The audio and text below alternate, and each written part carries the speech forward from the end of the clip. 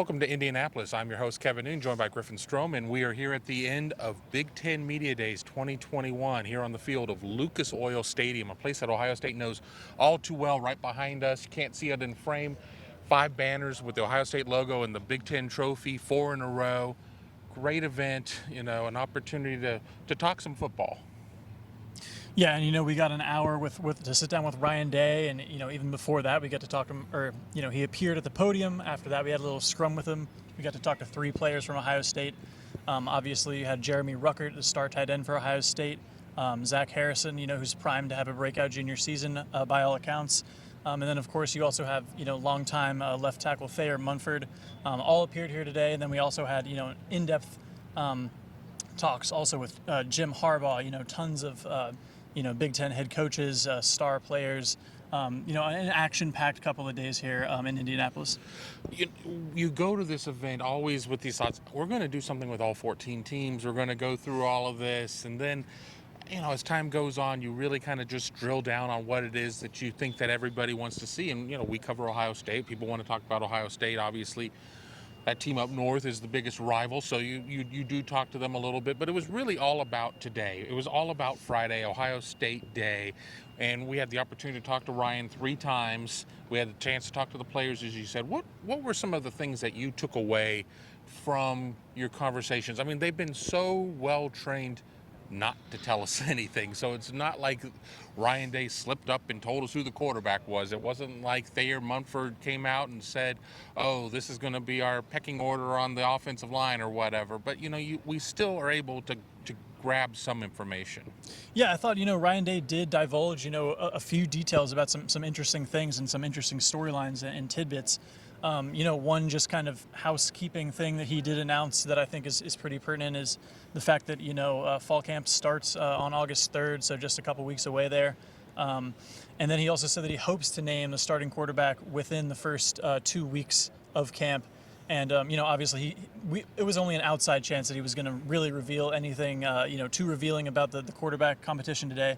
And he just kept reiterating what he's been saying for months, which is, it's even right now. Whether or not that's actually true, who knows? But, according to Ryan Day, that's where things stand as far as that's concerned.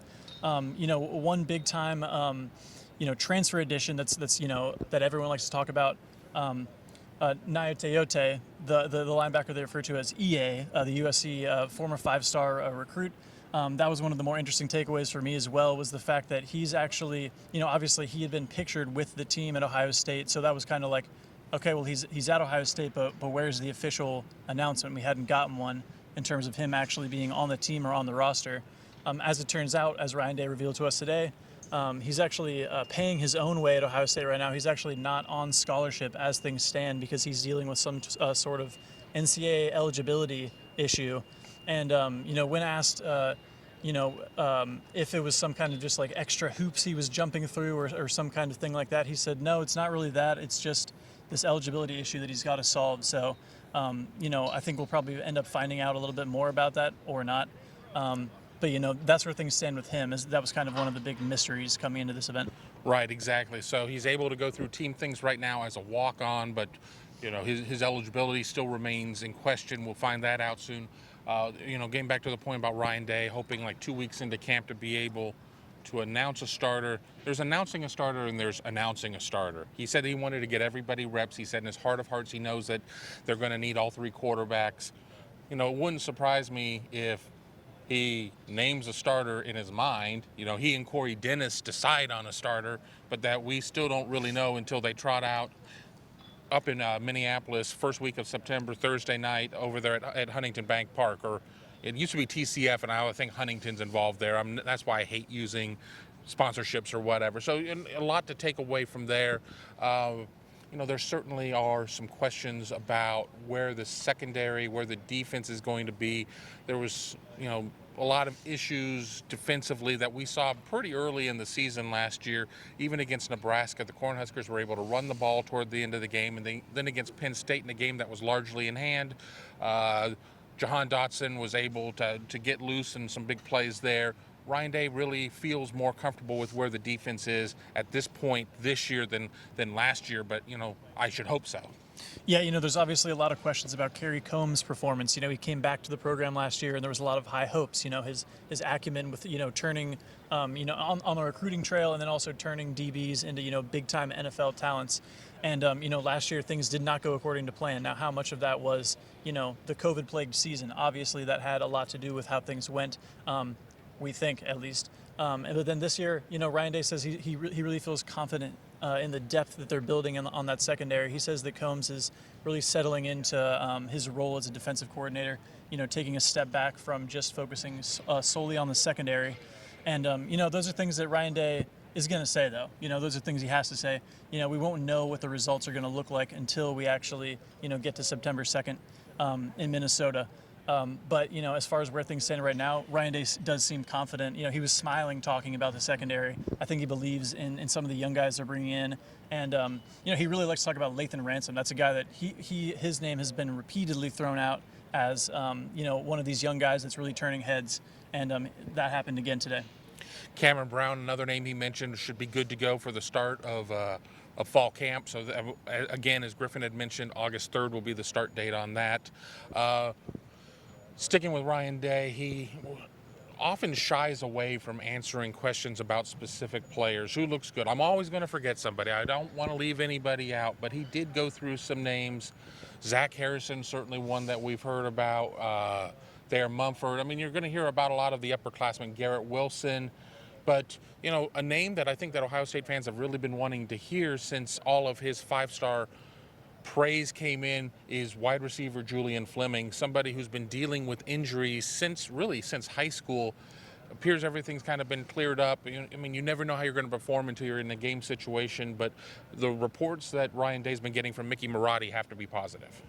Oh, yeah. And, it was kind of a surprise to us when we did learn, months and months ago at this point that, Fleming had been handicapped by an ongoing, shoulder issue, with Heartline saying that he was really playing at like 75% or something for 2 years dating back to high school.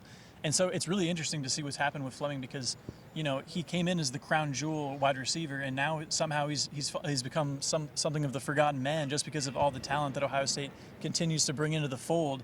But, Ryan Day had positive things to say about how Julian Fleming's offseason has been.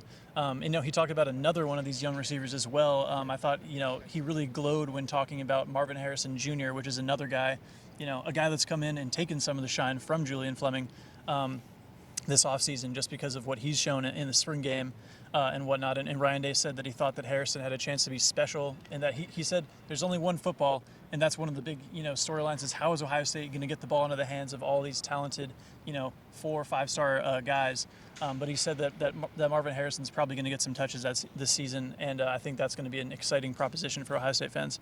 I can't play cameraman and co-host at the same time, but you just have to trust me. Marvin Harrison Sr.'s name is up there in the Ring of Honor here at Lucas Oil Stadium. But then again, so is Jim Harbaugh's. And we'll talk about Jim Harbaugh wrapping up day one here in a second. But, as we had the chance to talk to some of the players, we've talked to them on Zoom calls or whatever. We saw some of them at camps, but this is our first chance to talk to them at length. I think my biggest takeaway was just Zach Harrison, and it really seems like he is much more hungry at this point. Having him as a representative for Big Ten Media Days was shocking. He's a guy who really didn't like to give long quotes, certainly didn't like being a recruit, certainly doesn't really like doing the interviews or whatever. He joked and said he just wanted people to take pictures of his new suit. Yeah, we'll take that for what it's worth, but he told a story about how he just woke up one day and he said, from here on out, from this point on, I'm just going to give it my all. I'm going to, he didn't say empty the bucket. That's a term I like to use, but he's going to just be able to just keep pushing and pushing and pushing. And it seems that he's caught the eye of Mickey Marotti. He's caught the eye of his coaches because they've said his body has changed. His attitude has changed. And it's not to sit there and say the body wasn't right to begin with. It's not to say that the attitude was terrible, but, there's always room for improvement, for sure. Yeah. And that's one of the things with Zach Harrison is that, the storyline is he's become much more of a vocal leader. He's stepping out in front of the team. Ryan Day said when he talks, people listen. And, he even Zach Harrison came over and even asked Ryan Day a question, kind of a funny moment there during our long session with Ryan Day this afternoon. But yeah, I even asked Zach Harrison myself today. Were you kind of satisfied with your season last year? And he said he didn't think he could do. He did not think that was a true reflection of his talents, and I think that's what a lot of people have been thinking about him. That his ceiling is so high, 5-star guy, huge. Just look at the guy. I mean, he's 6'6", like 265, every bit of that. And I just think there's high expectations for him. He knows that, and now his kind of attitude has changed to reflect that, and that he just seems like he wants to get everything out of the talent that we all know that he has. And Ohio State, a lot of their fortunes are going to be predicated on the play of the defensive line, the play of Zach Harrison. People are ready to sit there and put so much into Jack Sawyer and JT Tuimoloau. Remember, they are first-year players. Jack Sawyer has had the benefit of being there for winter and spring. JTT, and I know he doesn't like that name, but that's just easier to say. It rolls off the tongue a little bit. He's going to need a little bit of time to get there. Thayer Munford really told some good stories today. I mean, anybody who knows anything about Thayer knows that he came from nothing. I mean, really had to fight and claw and earn everything. I mean, and these are things he said, so I'm not going into information about him that he wouldn't want out there. I mean, he's had to deal with a learning disability throughout. I mean, didn't necessarily have the grades and whatnot to be that top recruit. And, he's been a multi-year starter for Ohio State now. Is certainly mentioned as a top-type draft pick. Really good to see where he has been able to progress to. Oh yeah, and Thayer was talking about even like Greg Studrawa, his relationship with Greg Studrawa, and he was sticking up for Greg Studrawa because he does get some flack from the fan base and things of that nature, and he said that he just has this trust level with Coach Stud because Coach Stud kind of put his neck out for Thayer, putting him in a starting spot, a feature role as a starting left tackle at Ohio State. Back, what was it, like his second year in the program, which was kind of surprising given his, lower recruiting status and things of that nature at the time. And Thayer is another guy that's really come into his own as a leader for Ohio State. I mean, last year a couple of those offensive linemen were, obviously captains for the team, and he was not one of those guys in the same class with Josh Myers and Wyatt Davis. But now coming back, he's obviously going to be a captain this year, you'd have to imagine. And just interesting to talk to him. And I didn't spend most of my time over there with Thayer, so I don't know if you had any other gleanings from your time with him, but it was fun to talk to him as well. Yeah, I mean, he's just very bullish on where this offensive line is going to be. I mean, between he and Nick Petit-Frere at the tackles, and then with how the middle ends up shaking up, everybody very complimentary of Paris Johnson sliding in from tackle to guard for this year. I mean, obviously the goal is to get the best 11 out there. I mean, in terms of the line, you want to get the best 5 out there, and that definitely puts them in the best position to be successful and have arguably not only one of the best lines in the Big Ten, but certainly in the nation. Yeah, and part of that, a huge instrumental, cornerstone for this offensive line potentially is going to be the play of Harry Miller, who obviously started last year at left guard for most of the season, but just a year prior to that was backing up Josh Myers at center. This year we don't know, is he going to be a guard? Is he going to be back at center? What we do know is that he was injured for spring. He did not play in the spring game, which kind of allowed the opportunity for a couple of other guys to slide into those slots. Josh Fryer, Luke Whippler, Matt Jones are all in the discussion at those two positions. And, I think it was a very positive sign for Ohio State fans that Ryan Day kept talking about the fact that Harry Miller has, even while injured, has supposedly had, this great offseason and really changed his body and done a lot of work in the weight room. So I think that's a positive sign for Ohio State fans as it relates to the front 5 for them. Getting to the last player that we got to talk to was Jeremy Ruckert, who was here in place of Chris Olave. Chris Olave, we learned, stayed back in Columbus because he was getting his second vaccination, so they just decided to make sure that he went through with that. Tight end coming out to a situation like this, I mean, generally not a position that gets a lot of the buzz. I mean, because they told a story about how Ben Hartsock, former Ohio State tight end, and now works with BTN. He's like the record holder with like 30 receptions in a season. Ryan Day kind of joked and said, well, we're going to have to at least get you to 31 to break that. But, Jeremy Ruckert certainly has the skill set, certainly has the mindset, but he said whether or not he gets 30 catches or he gets 1 catch, I mean, just win. I just want to win games. Yeah, and there certainly could be a lot more buzz about Jeremy Ruckert, at this time next year, let's say. if he displays the talents and gets the opportunities and the touches to show off what he can do, because we've obviously seen it in glimpses. I mean, every time he gets the ball, something big happens for the Ohio State offense. And, I think for Jeremy Ruckert, who did talk to the coaching staff about getting more touches as a big reason why he came back for a senior season at Ohio State, I mean, he's got to be happy hearing Ryan Day openly say that there's no chance that he will not break the tight end receptions record at Ohio State this season. And I think for a lot of the people that have been wondering, when are they going to start getting the ball to these really talented tight ends, that quote from Ryan Day is going to be something that they're going to point to, once the season starts and we see, the shift in terms of tight ends, Jeremy Ruckert in particular, getting the ball.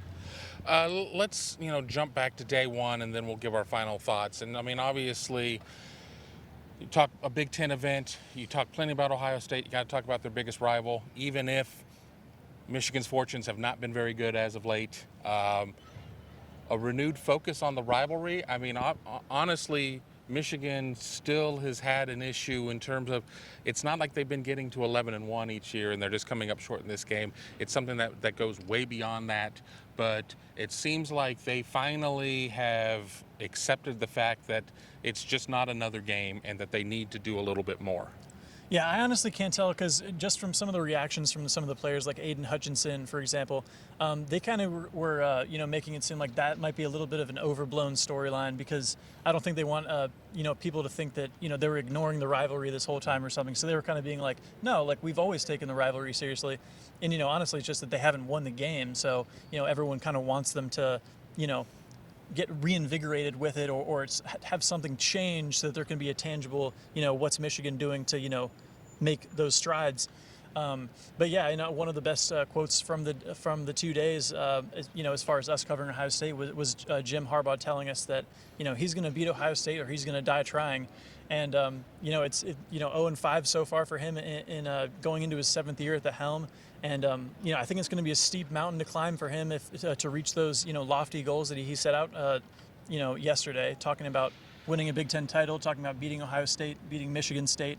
Those are all lofty goals, but, it remains to be seen whether or not, he can reach that apex. Ohio State has 8 in a row. I mean, granted, not all of them have been against Jim Harbaugh. Cat has 9 lives, so, die trying may be, apropos there, but I don't want to get PETA after me or anything else at this point, as we're just talking hyperbole. But as we wrap it up, as we're watching them break down the set pretty quickly here, overriding thoughts that you're taking away from this, things that maybe were a surprise to you, or things that maybe reinforce something for you. What do you, as we get ready to take a 3-hour trip back on I-70 East back to Columbus, Ohio, what are you taking away from this? Yeah, I actually think there was a kind of a telling quote from Ryan Day kind of at the end of his hour-long time with us today, that kind of sums up kind of maybe some feelings about this team versus last year. Last year, Ryan Day said that he was so hurt and what have you, that the season was getting cut short and potentially not happening because he felt so strongly about the team, because he called the team a once in a lifetime type national championship contending team. And as we saw, that team did get to the national championship, although they came up short. However, this year he said he's talking about the inexperience on the team. At linebacker, you're replacing the entire core at linebacker. At quarterback, you've got a quarterback that's never thrown a college pass before. And Ryan Day was upfront about that. He said he's kind of unsure about where things stand right now. Obviously he's going to be confident about the team, but overall, he's not predicting, a once-in-a-lifetime type team. He's saying, candidly, I don't know where things stand at a couple of those key positions. And I thought that was just kind of a telling, quote from Ryan Day there. Yeah, I really took away when he was talking about, we were talking about the 12-team playoff expansion potential and everything else, and he was asked, which do you prefer, the just the finality of the 4-team or having that wiggle room? And he kind of joked and said, no, I want to have that wiggle room. It helps with my sleep and my anxiety or whatever. I mean, for somebody who's not lost a Big Ten regular season game, for somebody who's gone to the college football playoff these last couple of seasons, I mean, he sure seems to have this on lockdown. But